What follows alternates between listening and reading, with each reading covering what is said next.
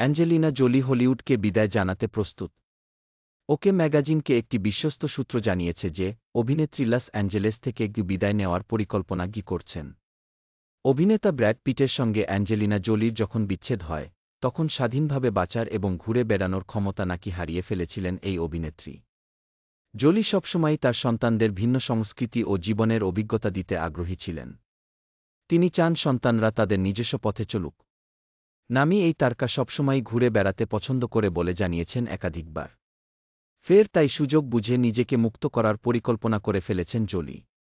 তবে তিনি তার ৬ সন্তান প্রাপ্তবয়স্ক হওয়া পর্যন্ত হলিউডে কাজ করবেন। আর তারপরই ছেড়ে যাবেন লস অ্যাঞ্জেলস। জোলি এবং তার প্রাক্তন ব্র্যাড পিটের ৬টি সন্তান রয়েছে।